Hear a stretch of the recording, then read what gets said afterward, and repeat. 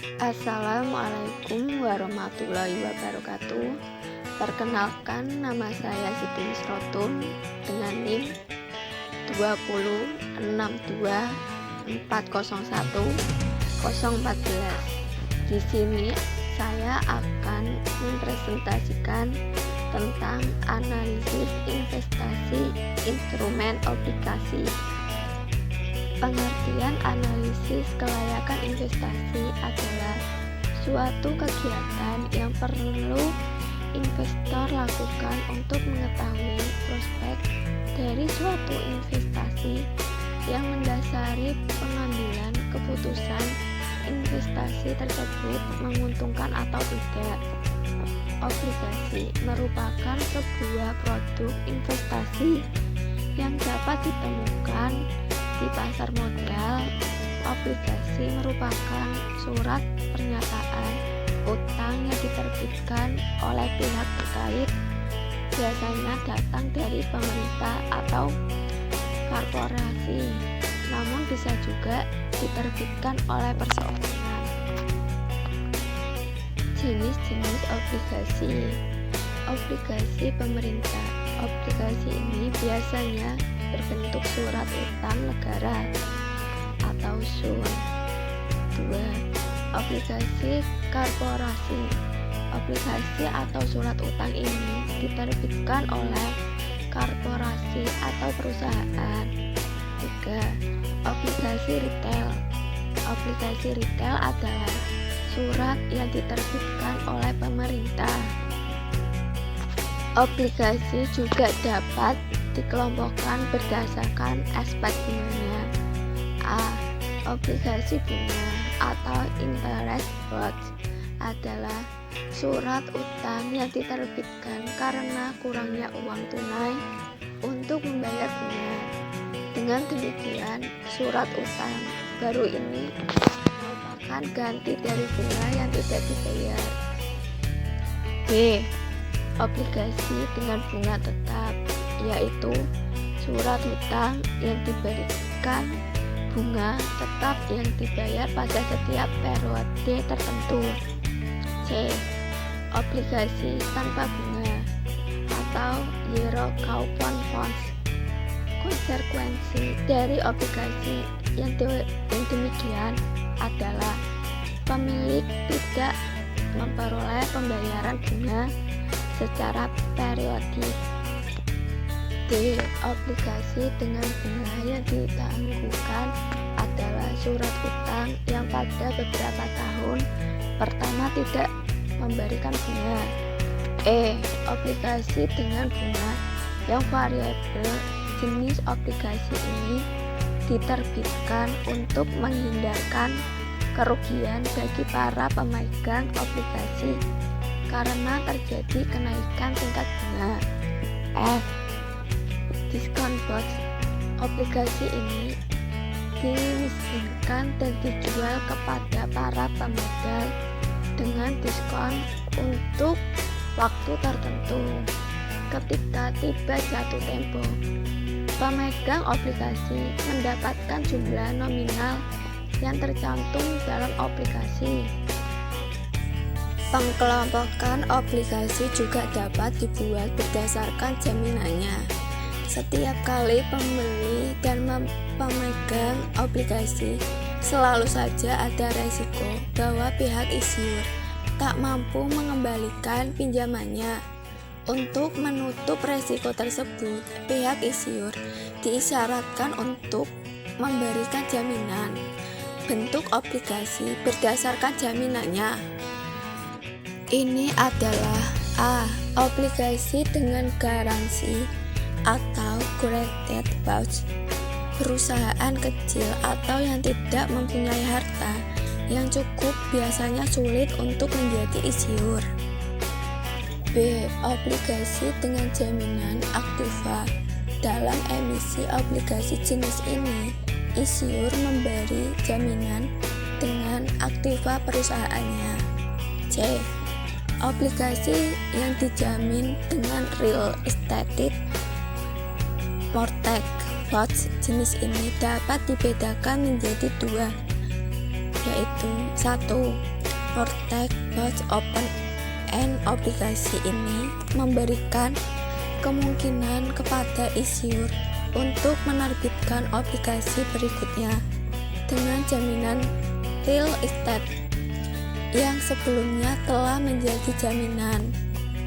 2. Mortgage clause and mempunyai hak yang lebih tinggi dari pemegang obligasi yang diterbitkan kemudian.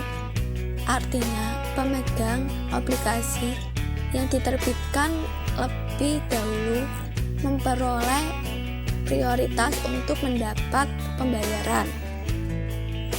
D. Obligasi dengan klausul hipotek negatif. Obligasi jenis ini menunjukkan bahwa selama pinjaman obligasi berjalan, barang tak bergerak milik issuer tidak dibebani oleh hipotek. E. Obligasi dengan jaminan efek atau collateral trust bonds.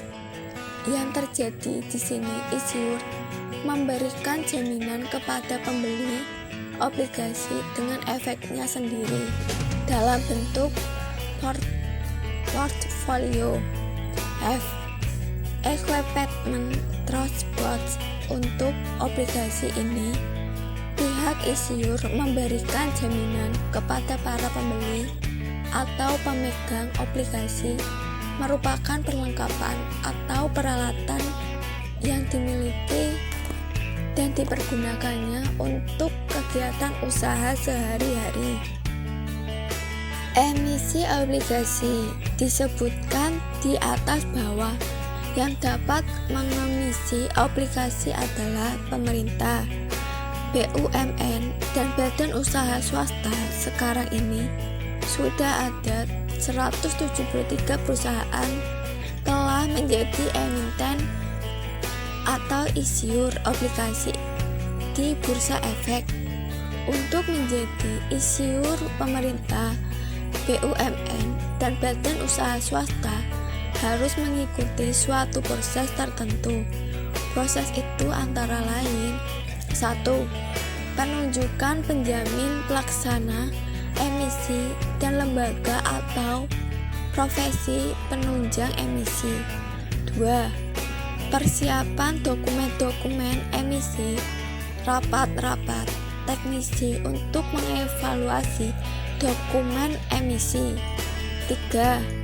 Mengajukan pernyataan pendaftaran emisi kepada Ketua Bapepam. 4.